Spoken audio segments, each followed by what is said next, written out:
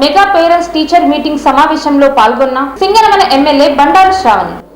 అనంతపురం జిల్లా కేంద్రంలో ప్రభుత్వ ఆసుపత్రి నందు పుట్లూరు మండలం ఎల్లుట్ల గ్రామానికి చెందిన నాగలింగ ఆత్మహత్య చేసుకుని మృతి చెందటం జరిగింది.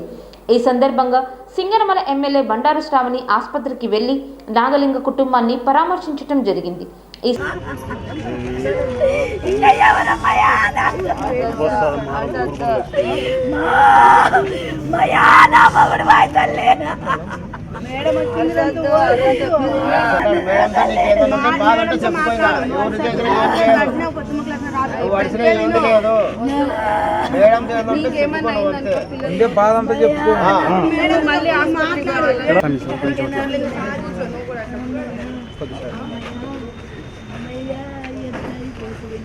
డోర్ తీసే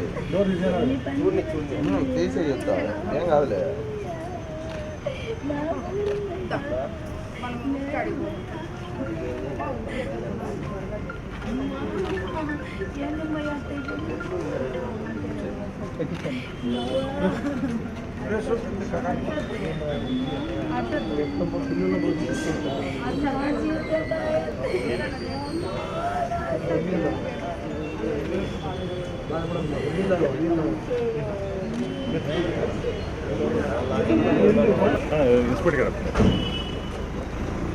సత్యబాబు నువ్వు కూడా బండి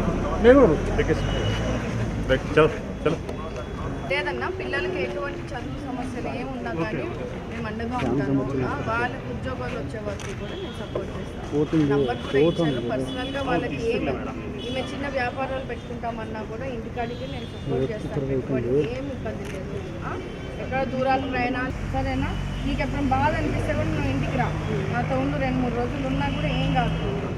ప్రశాంతంగా నాతో ఉండొచ్చు కూడా సరేనా. ఏం కార్యక్రమం ఫినిష్ చేసుకోండి సరేనా. బాధపడు నీ లోటు తీర్చలేము సరేనా. కానీ ప్రభుత్వం అన్ని రకాలుగా అండగా ఉంటుంది. నేను మళ్ళీ ఊరికి కూడా వస్తాను. ఎలా పేరెంట్ తీసుకొని వస్తాను. ఓకేనమ్మా. ధైర్యంగా ఉంటాము. అమ్మని చూసుకోవాలి బాగా. ఏమున్నా మీకు ఏం సమస్య ఉన్నా ఎవరు ఏం చెప్పినా మీరు ఎవరు కూడా తన మీద ధైర్యంగా ఉండండి. కుటుంబం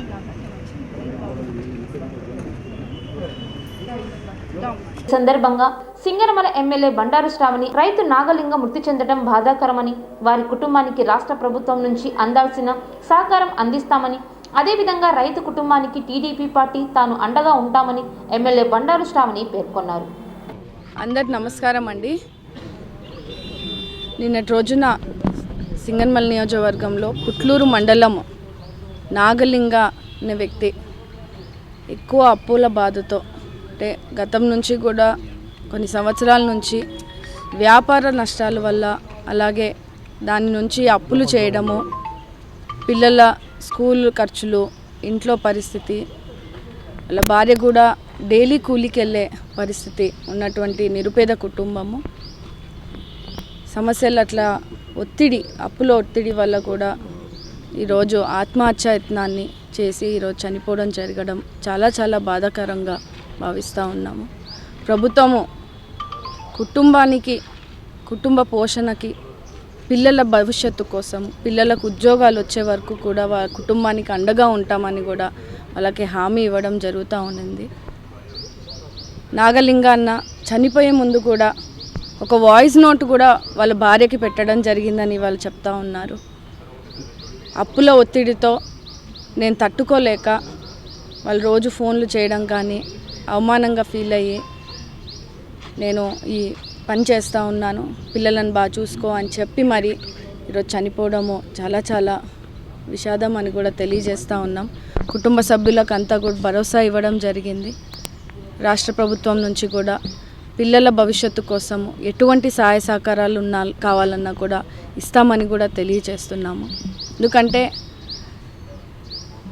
ఈ ఆత్మహత్య చేసుకోవడం అనేది కూడా ఆ కుటుంబ సభ్యులకు తీగని లోటు, ఇంటి పెద్ద దిక్కును కోల్పోవడము, అలాగే రానున్న రోజుల్లో పిల్లల స్కూల్స్కి కానీ పిల్లల చదువు కోసం కూడా మన ప్రభుత్వం నుంచి కూడా వాళ్ళకి సపోర్ట్ అందించేలాగా మేము సాయం అందిస్తాం. చిన్నపాటి మనం కూడా వాళ్ళ నిరుపేద కుటుంబం అయ్యేసరికి ఆర్థిక సహాయం కూడా అందించడం జరిగింది. రానున్న రోజుల్లో కూడా ఖచ్చితంగా ఈ వైఎస్ఆర్సీపీ ప్రభుత్వం చేస్తున్నటువంటి హత్య రాజకీయాలు అంటే శవ రాజకీయాలని మళ్ళీ ఈరోజు ఈ కుటుంబ సభ్యులకి అంటగడుతూ వాళ్ళకి లేనిది బయటికి తీసుకొచ్చి వాళ్ళని ఇంకా విషాదంలోకి తీసుకెళ్లే పరిస్థితిని చూస్తూ ఉన్నాము. ఎందుకంటే వ్యాపారాల్లో నష్టాలు, కొన్ని సంవత్సరాల నుంచి జరుగుతున్నటువంటి ఇబ్బందులు వల్ల ఒత్తిడికి లోనై తీసుకున్నటువంటి నిర్ణయము ఈరోజు తాత్కాలికంగా ఉన్నటువంటి జిల్లా సమస్యల్లో దాన్ని ఈరోజు అంటివేస్తూ ఈరోజు తప్పుదారి పట్టించే పరిస్థితిని చూస్తూ ఉన్నాం. రైతులు ఎవరు కూడా ఆందోళన చెందొద్దని చాలా స్పష్టంగా రాష్ట్ర ప్రభుత్వం తెలియజేస్తూ ఉండింది. సో ఖచ్చితంగా ఆ కుటుంబ సభ్యులకు కూడా అండగా ఉంటామని కూడా తెలియజేస్తూ ఉన్నామండి.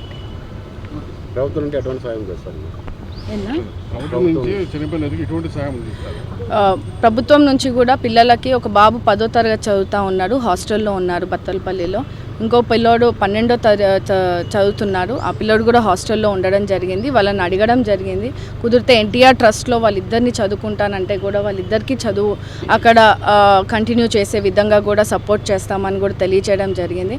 అలాగే వాళ్ళ ఆవిడకి కూడా చిన్నపాటి వ్యాపారం ఏదైనా స్వయం ఉపాధిని కలిగించే విధంగా కూడా మనమే పెట్టుబడి పెట్టి వాళ్ళకి కావాలంటే ఇంటి దగ్గర కిరాణా కొట్టు కానీ ఇంకేదైనా వాళ్ళ ఆవిడకి ఎటువంటి సహాయ సహకారాలు అందించాలన్నా కూడా వాళ్ళకు ఉపాధిని అంటే నెలసరి కూలీలు కాబట్టి వాళ్ళకి ఖచ్చితంగా ఉపాధిని కలిగించే విధంగా కూడా రాష్ట్ర ప్రభుత్వం సపోర్ట్ చేస్తుందని కూడా తెలియజేయడం జరిగింది.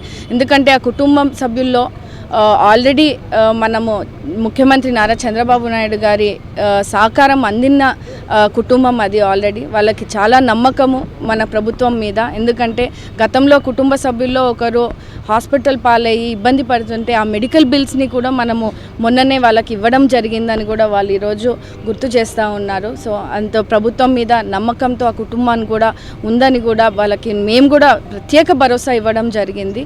ఖచ్చితంగా నేను కూడా ఆ పిల్లల భవిష్యత్తు గురించి కూడా ఫాలో అప్ చేస్తూ ఉంటానని కూడా తెలియజేస్తూ ఉన్నానండి. Thank you.